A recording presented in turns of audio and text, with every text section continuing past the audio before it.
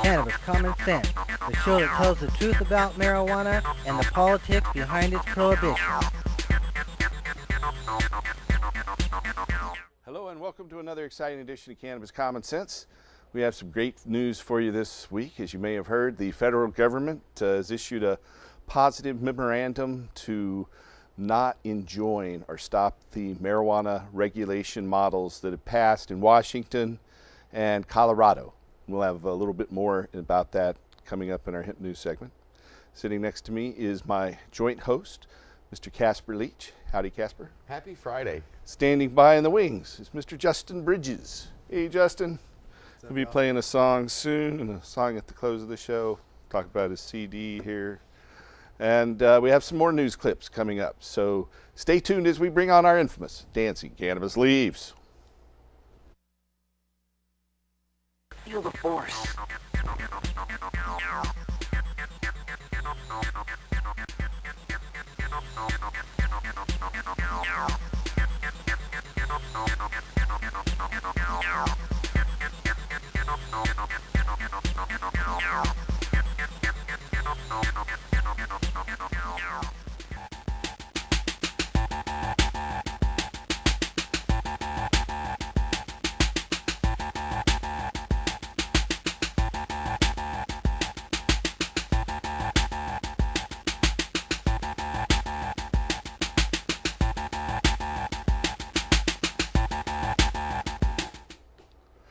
Well, just this week, the United States Attorney General Eric Holder and the Department of Justice for the United States government have issued a new memorandum about marijuana, saying that the federal government will not enjoin or move forward to stop the states of Washington and Colorado from legally regulating marijuana.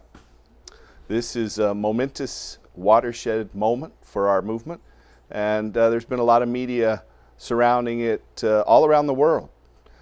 Just here in Oregon, I did a brief interview last night, and we're going to run that little interview in just a moment. I think they have the video ready now. We'll see. Put them on the spot. The video is not ready. Well, we'll go on with another Hemp News story, and we'll run it in just a second. First story tonight is out of Haifa, Israel. The consumption of cannabis is effective in treating symptoms associated with cancer and conventional anti-cancer therapies such as nausea, weight loss, pain, and fatigue, according to observational study data published in the journal Evidence-Based Complementary and Alternative Medicine. Israeli investigators surveyed the use of cannabis on various cancer-related patients in 131 patients over the course of multiple interviews. Cancer symptoms as well as cannabis side effects were documented on a numerical scale from 0 to 4.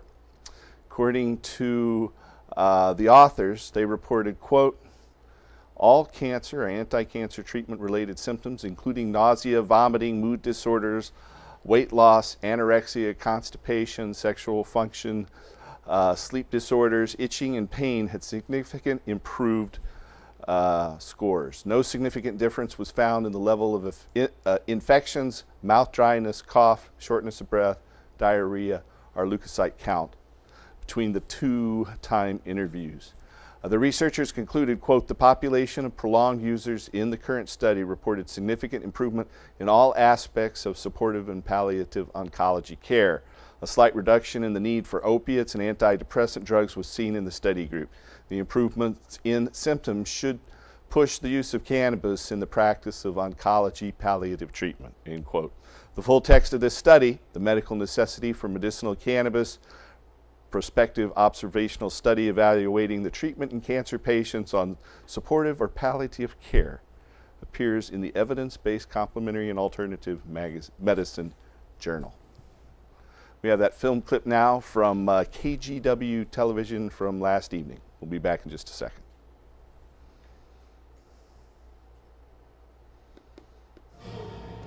We're back now with the Talk Box. Joining us tonight is Paul Stanford. He is spearheading the effort in Oregon to get two measures legalizing marijuana on the ballot in 2014.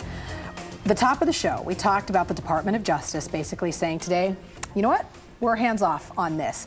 I wonder how you feel something like that may impact the situation in Oregon trying to get these measures on the ballot? I think it will bolster our efforts. I was very happy to hear the federal government say they aren't going to try to enjoin the laws in Washington and Colorado. You know, we came close last November than just 3 percentage points of passing a similar measure here in Oregon, and recent polling shows that we're very likely to win. We've seen over a 15-point shift in favor of legalization since last year. That was actually my next question. So I'm curious then, why that shift? What changed in the past year? If it was so close last time, why a 15-point difference? Well, now people can drive across the river and legally use marijuana. From where we're standing right here, you can be over in Vancouver in 10 minutes. Most of the population of the state is in a similar situation. They can be in Washington in less than an hour. And so I think that time's on our side. This ruling, our memorandum from the federal government, is definitely a step in the right direction. We aren't all the way there yet.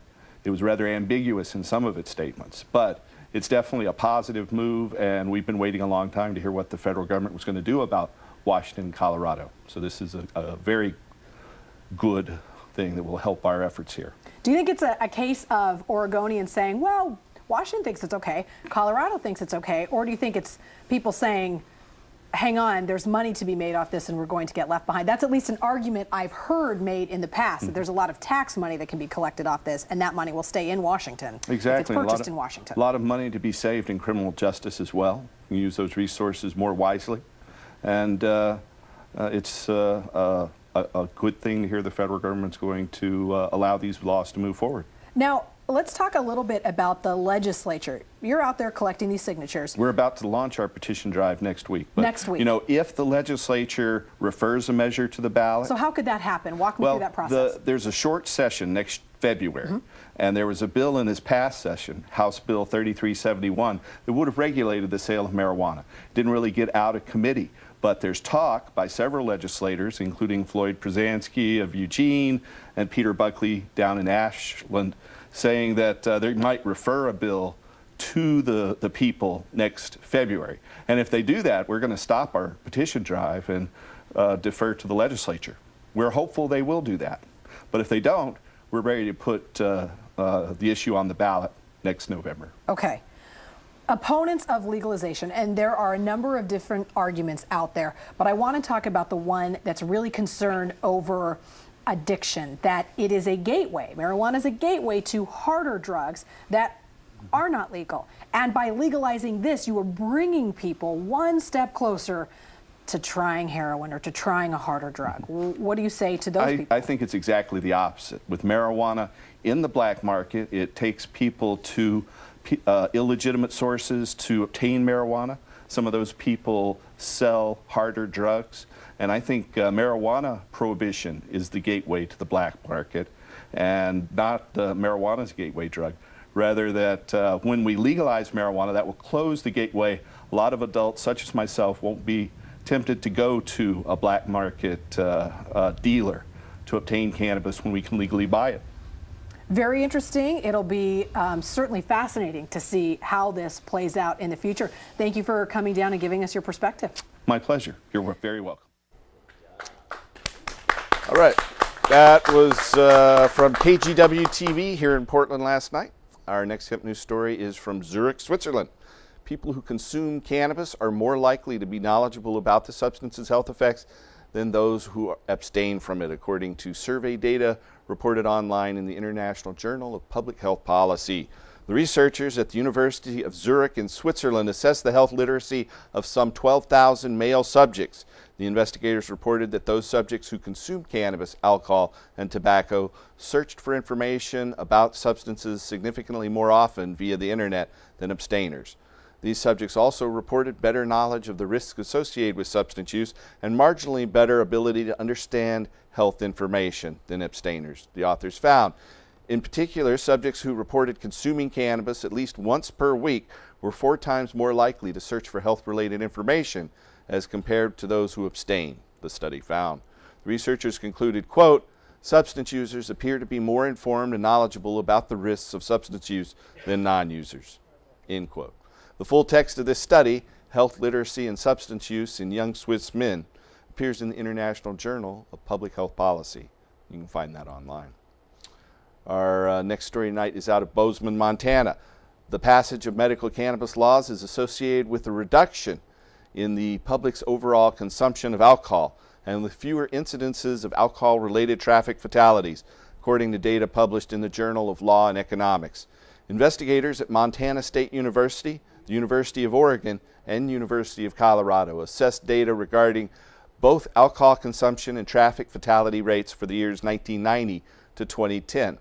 The authors wrote, quote, "Using individual level data from the Behavioral Risk Factor Surveillance System, or BRFSS, we find that MMLs, or medical marijuana laws, are associated with the decreases in the probability of an individual having consumed alcohol in the past month, binge drinking, and the number of drinks consumed," end quote. The researchers further acknowledged that this general decline in the public's use of alcohol was likely responsible for a parallel decline in the number of alcohol-related traffic fatalities. They wrote, quote, "Using data from the Federal Fatality Analysis Reporting System for the period 1990 to 2010, we find that traffic fatalities fall by 11% in the first full year after legalization." Why does legalizing medical marijuana reduce traffic fatalities? Alcohol consumption appears to play a key role. The legalization of medical marijuana is associated with a 7.2% decrease in traffic fatalities in which there is no reported alcohol involvement. But this estimate is not statistically significant at conventional levels. In comparison, the legalization of medical marijuana is associated with a 13.2% decrease in fatalities in which at least one driver involved had a positive blood alcohol content level. The negative relationship between legalization of medical marijuana and traffic fatalities involving alcohol lends support to the hypothesis that marijuana and alcohol are substitutes, end quote. The authors concluded, "We conclude that alcohol is the likely mechanism through which legalization of medical marijuana reduces traffic fatalities. However, this conclusion does not necessarily imply that driving under the influence of marijuana is safer than driving under the influence of alcohol.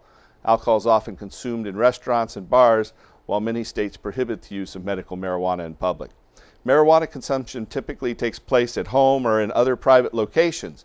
Then legalization could reduce traffic fatalities simply because marijuana users are less likely to drive while impaired," end quote. The full text of this study, Medical Marijuana Laws, Traffic Fatalities, and Alcohol Consumption, appears online in the Journal of Law and Economics.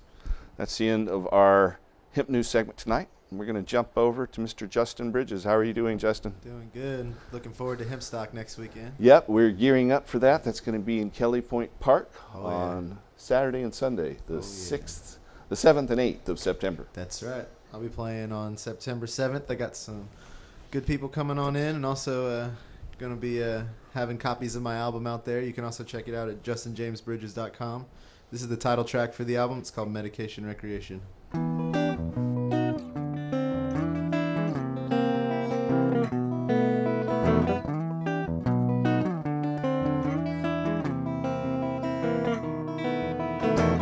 Cannabis, ganja, marijuana.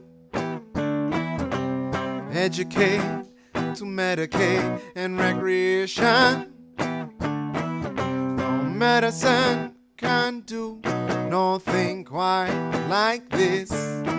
So please give me my cannabis.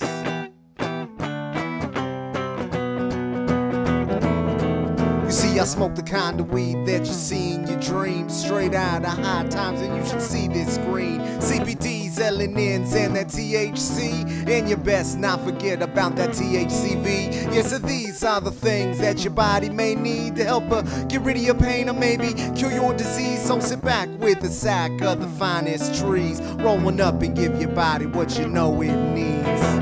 Cannabis, ganja, marijuana. Educate to medicate and recreation. No medicine can do nothing quite like this. So please give me my cannabis.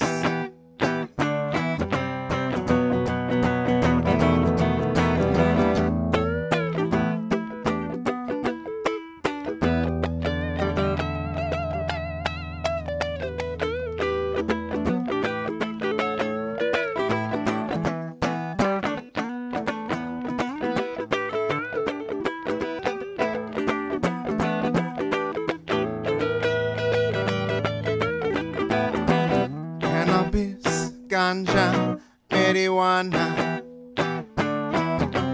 Educate to medicate and recreation. No medicine can do nothing quite like this. So please give me my cannabis.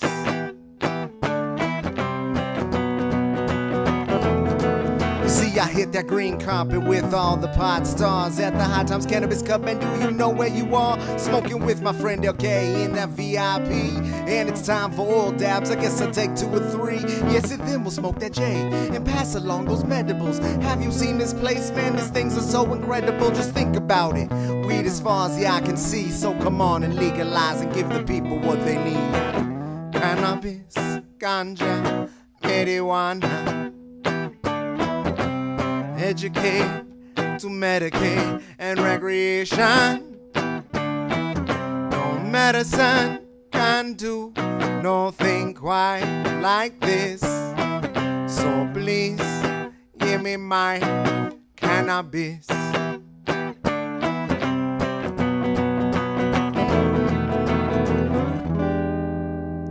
All right. Thank you very much, guys. Check me out next weekend at Hempstock.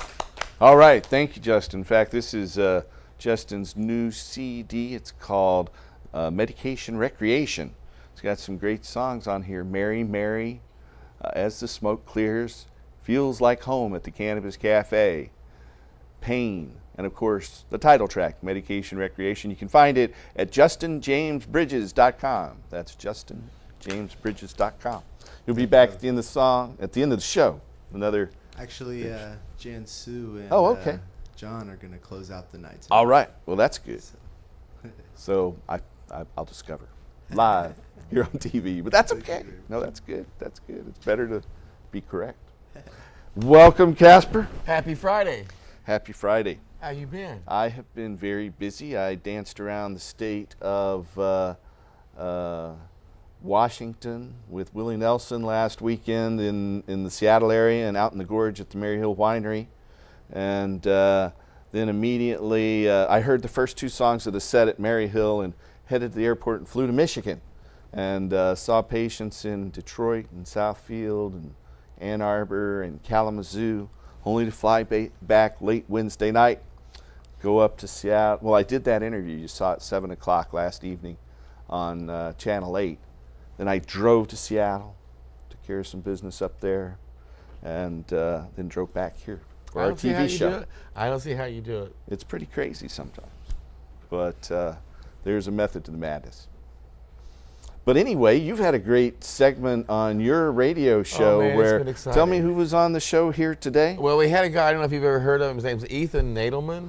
I've heard of that guy. Yeah, he's got a little organization called the Drug Policy Foundation, I think is what it's called. Now they changed it to the Drug Policy Alliance, of course. Oh, is that what it is? Okay, yeah. And then there was this other guy. They merged. You know, Ethan ran the Linda Smith Center. Right. And there was this Drug Policy Foundation founded by Arnold Trebach and Kevin Zeese. And they merged a decade or so ago to become the Drug Policy Alliance. So you know about him?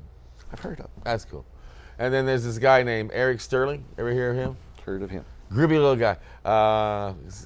He was a chief of staff for a congressman and then an attorney and founder of the Drug Policy, what is this group? Criminal Justice Policy. And he also Foundation. helped write the forfeiture laws in Congress. Yeah, when he was. And then after he did that, he spent the rest of his life aid. trying to fight against him. So we had him on. And then we had some guy from Vote Hemp on. He was on today. And then we had a lady on from Oklahoma Normal. And we talked. That's a scary place, Oklahoma. It is. That's the one state that I'm staying out of. And I'm not going to it was Oklahoma. Weird. It was so weird they changed because those laws. It was a nice summit. It was a solution summit talking about how to end the war on. And then, as you heard yesterday, my bromance, Eric Holder, you know, from hanging out Christmas time, I told you that would change him. And then at Easter, when we got together, I gave him your herb to smoke. And then they started passing it around the DEA. And then Eric started, I'm on the There's phone. a new Chum gang in the house. Is that what Really? you're But saying? no, I'd be on the phone, and all of a sudden I'd be talking to them, and all of a sudden Eric would just pop in like he was listening and go, "Can you get me some Paul Stanford weed?" And I go, "End the prohibition," and I'll do it. Finally, they smoked the last of your bud about 2 weeks ago. They had the press conference yesterday. Eric will be at your doorstep Monday morning. Yeah. For some That's Paul scary. Stanford I'm going to weed. have flashbacks. See, there we about are. that. Christmas There time. it is. Oh There it is. man, that is so special. So yeah, it's been a good week. So yeah. Good, good. Yeah. Well, we are doing a live show. It is the 30th of August. And if you're watching tonight, you can call us at 503-288-4442. We are taking your calls right up to the top of the hour. So give us a call at 503-288-4442. And listening to your I didn't mean it, but listening to your report, I figured out how to get some money for THCF. How's that? Do a study on people who do studies. Uh-huh. Well, we're doing that. Oh. We're studious. Okay.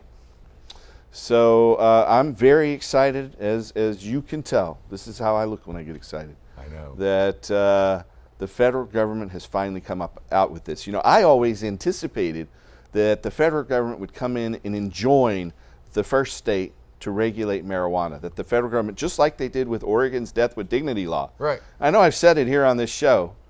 I think tonight's show is either 699 or show 700. I'm not sure which one it is. If Well, it's we'll figure it out. 699 or 700. But Well, like you, when I first saw the news, I thought, well, that's from I the Onion. digressed. I thought it's from the Onion because it looked like something kind of dry humor that I would write. And then I read it again, and I thought, that's not from the Onion. That's real. And then it started being reported by other news sources, and by gosh, it seemed like But, the light came on in their heads. They realized. overall, it's a positive thing, and it's going to bolster our efforts to legalize marijuana and hopefully move the federal government to make more significant changes. But as I said in that television interview that we showed earlier, it was ambiguous in a number of ways. In fact, at the very end, it said there are these 8 steps that if people follow them and the states follow them, then the federal government will not prosecute you if you're growing large quantities of marijuana and selling it. But then it said at the very end, well, but this doesn't mean we're bound by this, and we can still prosecute anybody we want to, even if they are following all these rules. Yeah, it's kind of So that was the last paragraph of this memorandum. It's kind of like your mom and dad saying you're allowed to go to the movie, but we'll still take the car keys away from you and keep you home if we decide to. Yeah, something like that. Something like that. But the main thing is they did not try to enjoin Washington and Colorado. And so that's a big step forward. Well, as Eric pointed out, it's also good for the Democrats because now it's very obvious where the Democrats are coming from and their platform is. And if you, as Eric said, line yourself up with marijuana prohibition, you're basically lining yourself up with the Obama administration, and therefore you get a better chance of getting elected into office. I have long said that just as Franklin Delano Roosevelt built the biggest coalition in the history of the Democratic Party when he ended alcohol prohibition in 1933, that whatever Democrat grabs hold of and spearheads the legalization of marijuana stands a chance of receiving that sort of political benefit as well, especially when the truth about hemp oil becomes known. We've got our flame of freedom here. It's 100% hemp inside this cup. That's hemp seed oil and hemp twine, and that's the reason marijuana is illegal. It's all about fuel and fiber. Marijuana prohibition was never really about drugs. That's been a smokescreen. It's always been about fuel and fiber and money and power and the continued centralization of economic and political control. When we end marijuana prohibition and allow industrial hemp to be cultivated without regard to its THC content, but with regard to the most productive varieties for seed oil, protein, and fiber production, will change our whole economic system. Marijuana prohibition really is not an issue about drugs. It's really about social and economic freedom. And so that's what motivates us. Now we are starting to take a phone call. Let's see if that caller's still there. Welcome to the show, caller. Hello. Howdy. I'm very interested in your show. I just happened to come by or to look in on it. And thank you. Well, you're very welcome. I'm glad you're enjoying it. I have benefited in the past with with marijuana infused ganache. It's like between a half a teaspoon and a teaspoon, and it beats anything else. I mean, any like a opiate. It's just pain goes away, and I have a neurological thing. It's So you're a incredible. medical marijuana patient with suffering I am neurological not. pain. No, I'm not, because I'm prevented by my health care. Oh, well, it sounds like you are kind of in the closet then. Well, no, I can't do it. I see. And get out of my health care thing because I belong to a major one. I see. But I do understand it, and I wish I could do it. Because if I was submitted, you know, we're working to legalize marijuana. You know, they've done it now in Washington and Colorado, and so the federal government's now backed off, stopping the regulation, legalization of marijuana to move forward. We're planning on seeing it on the ballot here in Oregon. We could see it on the ballot in Alaska and California. Pretty soon, the whole nation will be legal. I think it's safe now to say within 5 years, marijuana will be legal across the country. And are you taking donations for THCF so that we can raise Well, not signatures? THCF. Our political organization, CRRH, is out working to end marijuana prohibition, and we are launching a petition drive next week. And there's a way to get you find involved out and help. more about it there at crrh.org. I live very close to 27 and Sandy. I will see. stop by. Very good. Thanks for calling. Thank you. You have a You're good sure night. welcome. Thank you. We have another caller, or a couple more callers standing by. Welcome to the show, caller. I think you're waiting for me. You are correct. We are waiting for okay. you. Welcome. Wonderful. Thank you. Thank you for what you do. You're very welcome. I was. My husband is being helped by your clinic. He has 2 cancers, and I'm really interested in finding out and getting in touch with someone that could provide him with Rick Simpson oil. And he should you be have using that. It's just give us a call at the number that you will find on your screen there, 503-235-4606, and we'll see what we can do to help. There's obviously much greater demand than there is supply, and it takes a lot of good marijuana to make Rick Simpson oil, and especially for a patient who's facing chemotherapy and radiation treatment. So, but give us a call and we'll do what we can. All right. Yes. Thanks a lot. He's already been through chemoembolization for liver tumors, and it was successful at this point, but it has damaged his bile ducts, and so he would not be able to have any more.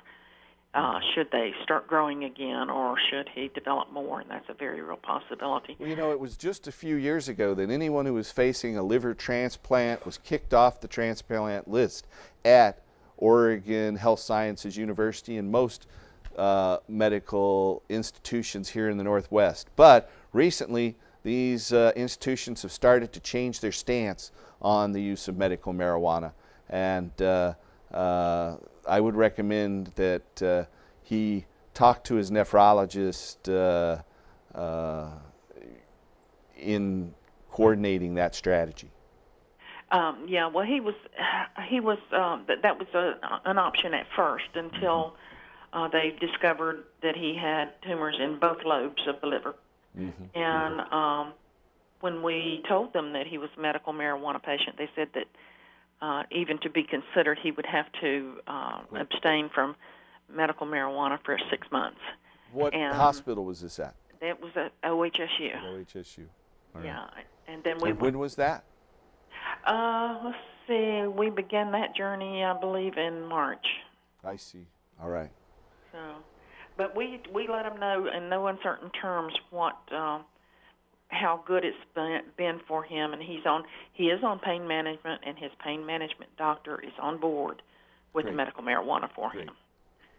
Unfortunately, there's a long history with a Dr. William Bennett in the nephrology department at OHSU, who was spearheaded a group called Drug Watch International, along with his wife Sandra Bennett, and they have been active proponents of marijuana legalization and medical marijuana on an international basis. And so, unfortunately, has a long legacy there in the nephrology department. But it's not just OHSU. There are many no, patients who've been condemned to die because they used medical marijuana to treat their symptoms in regard to failing liver function. Yeah. But I'm sorry to hear your family's caught up in that.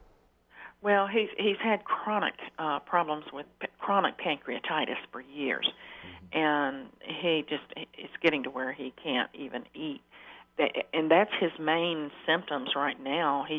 So far he's not had a tremendous amount of problems from from the cancer. Here in symptoms. Oregon, our state legislature just enacted a medical marijuana dispensary regulation model, and that allows people to sell their excess cannabis to dispensaries. I have always limited the amount of cannabis I've grown to about a half a plant per patient, and I still have an excess, but because I can grow big plants that produce 10 to 15 pounds. But I've seen some of your pictures. yeah, and so now that we can legally market, with the license next year, I'm planning on growing hundreds of plants outdoors. And with that, I should be able to make a lot more of this Rick Simpson oil. Really, it's very difficult to not be able to meet that demand from patients such as your husband and many others. Right. And so I look forward to the day when they can have access and our science is allowed to fully investigate the oncological benefits of cannabis more fully. It's odd because the Health and Human Services of the United States government, on one hand, the DEA says marijuana has no medicinal benefit. On the other hand, Health and Human Services has held a patent for marijuana and cannabinoids as anti-tumoral and anti-pain drugs. And so it's very strange. It's like I said earlier, marijuana prohibition is not really about drugs. It's really about money, power, and the continued centralization of economic and political control. And marijuana legalization is really about social and economic justice. Exactly. All right. Well, I thank you for your call and explaining your dire circumstance to our audience. And I recommend that you call our office at 503-235-4606. And we'll see what we can do to help you. Okay. We appreciate it. Thank you so much. You're very welcome. Bye. That you made the comment about when you have excess marijuana. Yeah. I've been smoking marijuana for 30, 40 years, and I've had 2 or 3 pounds in the house before, and never once did I ever think I had excess marijuana. Just saying. I understand. Well, we do. Wow. We've got more than that. Oh, okay.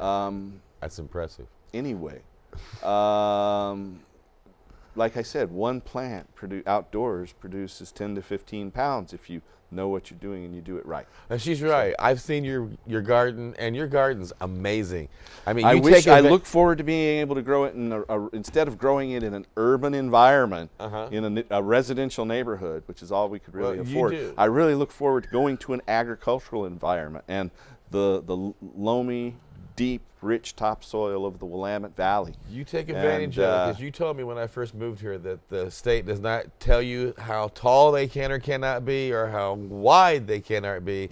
They just tell you how many you can have, right? And therefore you have the exact number as big as you can make them. I have much less. But you make I them grow huge. About less than 1/10 of. You're like the miracle grow of the marijuana movement. No, it's easy to do. Oh my! That's not mine. Look, see, that guy did it. That's an old photo. That's probably about. See, it's like I'm ready to climb it and look for a giant but, who's got a harp and a little angel. We have another caller who's been standing by, a couple of them. So let's try to take that call. Welcome to the show, caller. Hello, caller. Hey, welcome. I'm from Washington State, and stuck down here in Oregon, and I wanted to go to Astoria tomorrow. Yeah.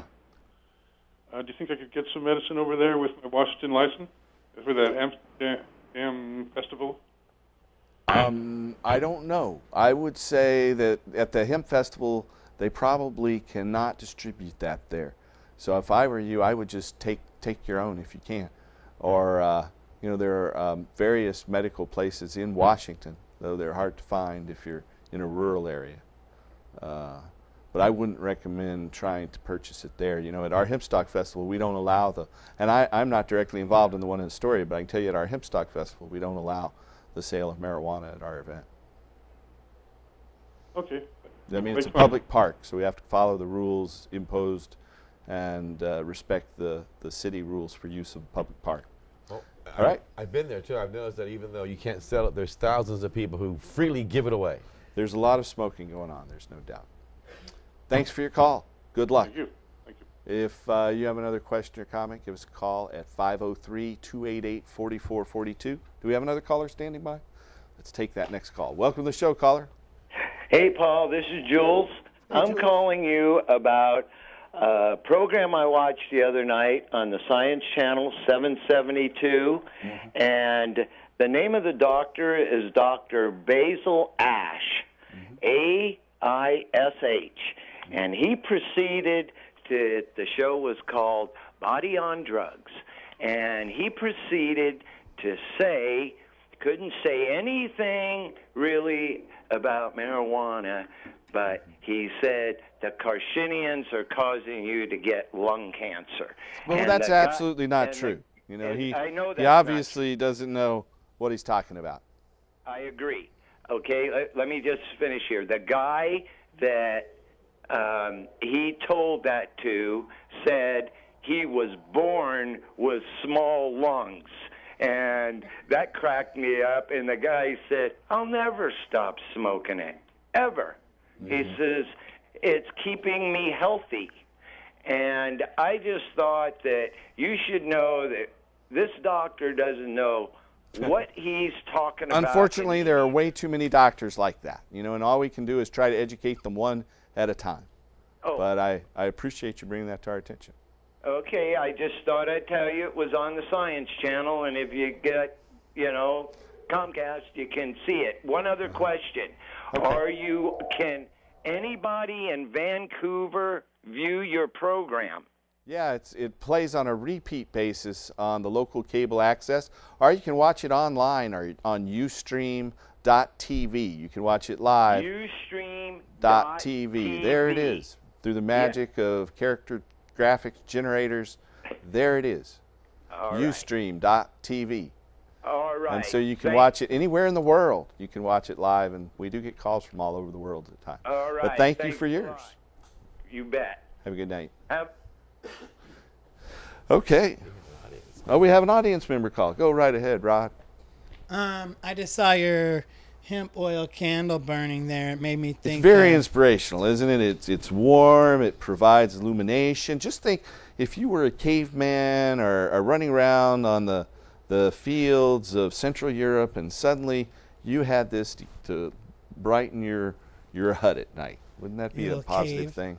So I had a shirt like 20 years ago. It said Abraham Lincoln learned to read by the light of a hemp seed oil lamp. Yep, that's probably true. It's true. Yeah. His little log cabin would be lit up with something like that. Yeah, very good point. It's, you know, people have co-evolved with cannabis over a period of thousands of years. All archaeologists agree that marijuana is the oldest cultivated crop, and its cultivation goes back at least 12,000 years and perhaps over 30,000 years. And its cultivation spread from Central Asia and the high Himalayas to the Wangha or Yellow River Valley on one side of the Himalayas and to the Mesopotamian Tigris-Euphrates valleys on the other side of the Himalayas. Both of those are cradles of civilization, and so civilization itself could have been jump-started by cannabis. We have another studio audience question. Go right ahead. I just wanted to make a comment concerning when the lady was coming in before and you were talking about the marijuana being more of a social thing and a political thing and this sort of thing. Well, I just wanted to put it in retrospect that in the 80s, there were 3 counties in the state of Oregon that were using marijuana as a counter product to the forest thing, and were making over $600,000 a year for the state of Oregon. Well, very interesting. Thank you for that perspective. We have another phone caller. Welcome to the show, caller. Howdy. Yes, I was just transferred. Yeah, you're live on the air now. Feedback. I can't. Yeah, don't listen to your television. Turn the television down. There's a little delay turned the there. television down. Out. And then just listen to me through the telephone. Okay. That won't distract you as much. I was distracted and I forgot what I was going to ask you. I'll just start off. When I was, I'm 80 years old now, 88 as a matter of fact. Congratulations. Beg your pardon? Congratulations. Oh, yeah. Anyway, when I was very young in New Mexico, we lived on a ranch, and I can remember my grandparents making this as a tea for sickness. Is that possible? Very much so. It was very common, especially in New Mexico and Texas and Mexico, and for thousands of years to use cannabis tea and cannabis as a food and a medicine. Yeah, that's what I remember, and I wasn't sure. Somebody told me, "Oh no, you just imagined it." No, it's true. Your memory is accurate, ma'am. I'm proud that pardon? you can share that with us. Hello. Hello. Hello. Yeah. Yes. Well, I just remembered that, and I didn't realize, or I didn't know whether I had just imagined it or whether it's because I was, as I said, I'm 80 now, and I was very little, but I can remember my grandparents making it for the whole family when they were ill. Did they also use hemp oil to light the lights? I beg your pardon? Did you use the seed oil from that same plant, I have or no did they grow idea. the plant? Or I have no idea. I see.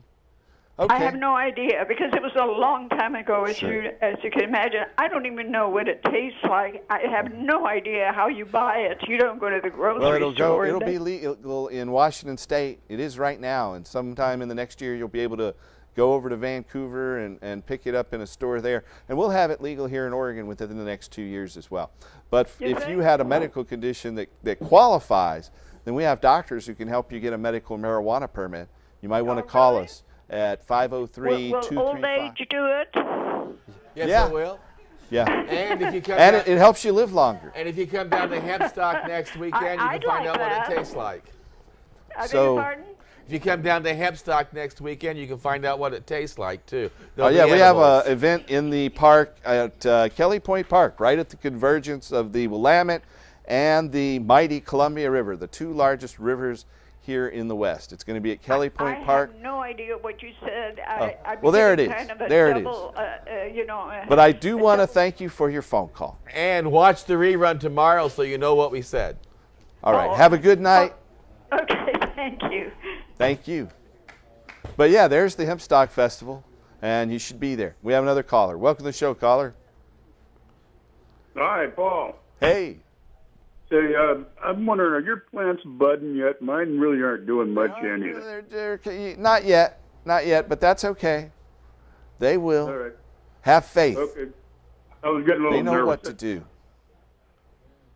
I was getting a little nervous. That was my question. They're getting ready. It's all keyed to the light cycle. So the longer the daylight, and here in the northern hemisphere, our days are a little bit longer the farther north you are, then the longer it takes before they start entering the flower cycle. There's a big long bud cycle in Hawaii if you go there, because their days don't shift as much as ours do here in the Northwest. But right. They'll be showing real soon, and come mid-October, they'll be ready for harvest. Well, thank you. You're very welcome. So we have a little film clip, and we're gonna run that. So this is almost our 700th show. Tonight might be our 700th show, our 699th show. We'll figure it out, but we have a little clip with Pat Robertson from the 700 Club in honor of this momentous event. So stay tuned. Tough on on crime, lock them up, you know. And that's the way these guys ran, and they got elected. But that wasn't the answer. It really isn't working. And you know, they're now opening in some places faith-based dorms where the women are really being discipled. And you know, in the end, they're going back out into society, most of them.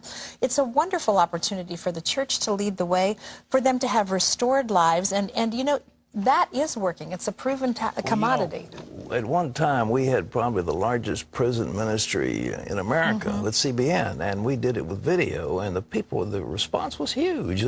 Those men and women want to know the Lord, but there's something else we've got to recognize.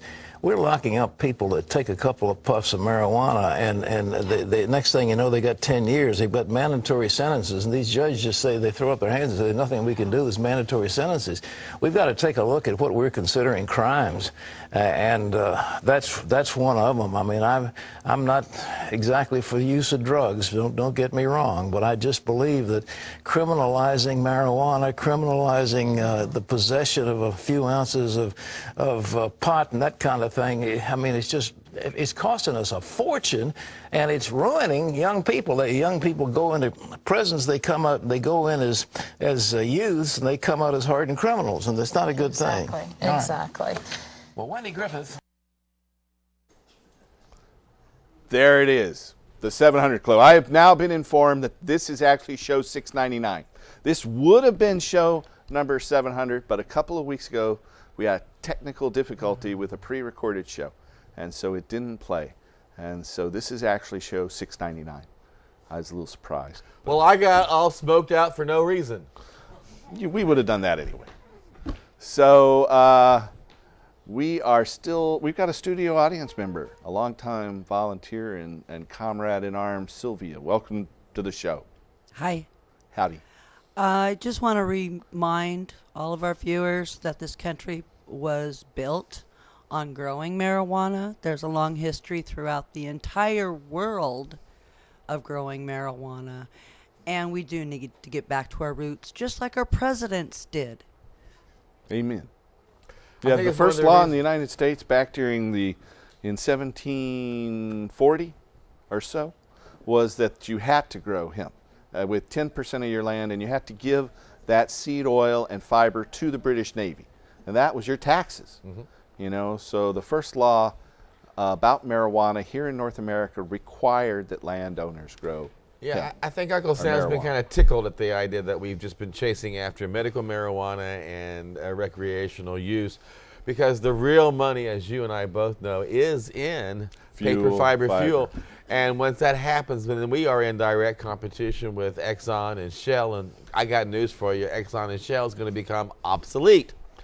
And so as long as we were running after medical marijuana and recreational use, we completely ignored this hand, and the government was very happy. Now that we've taken care of this problem, it's time for the rest of the world to realize that we're going to get caught up.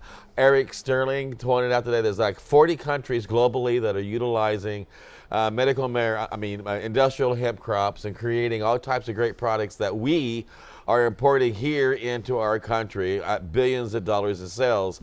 And America needs to just get its foot out of the mud and start putting seeds in that mud instead and start growing industrial hemp as well. All right. Of course, that's going to upset the lobbyists, because then they're not going to have any money to buy politicians with. But that's another story for another day. It's all about social and economic justice. That's what we've been saying for over a decade on this show now. And so we do have a caller. Let's take one last call here. Welcome to the show, caller. Hello, caller. Turn down your TV. Can I turn the TV down? Yeah. Hi, Paul. This is Ken and Mike from Alternative Wellness Center. Hey, Can of Mike. Thanks for that can of beer a few weeks ago. That was cute. Awesome. I was just letting you know I want to invite you out to our pre-hemp stock party Friday, September 6th. We got Carlton Pride. Charlie Pride's son is going to be here. And we got Justin James Bridges. And the guy who was just on our show a moment ago. That was a great song.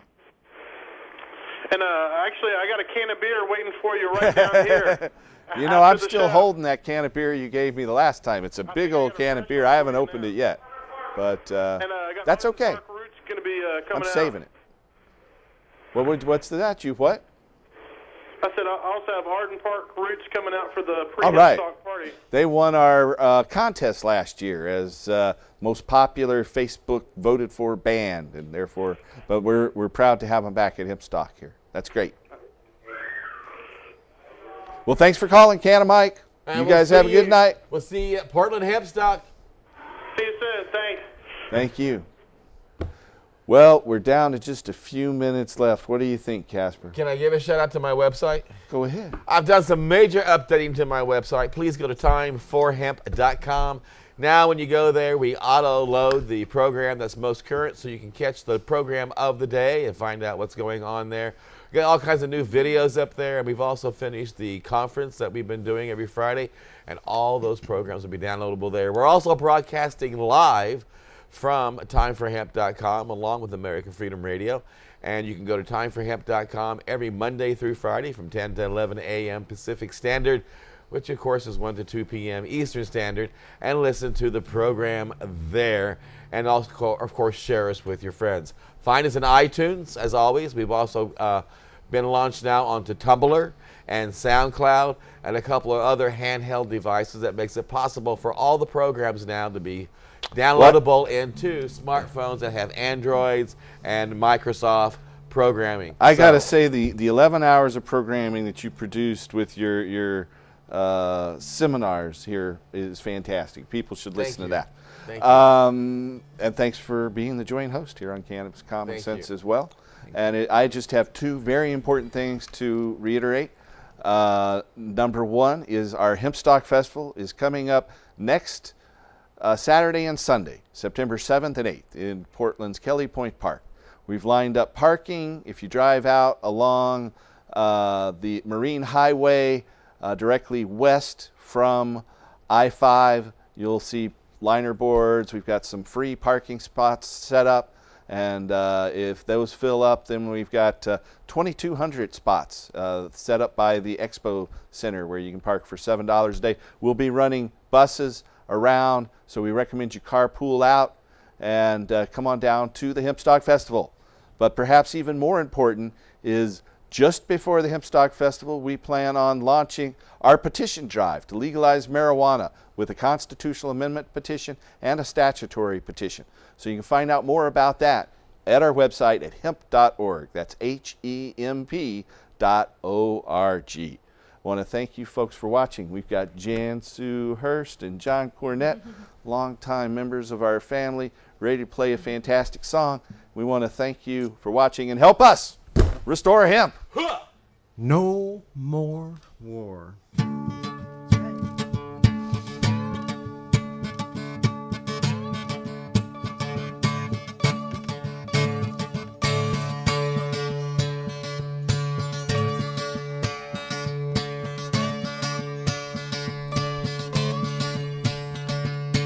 We are powerful.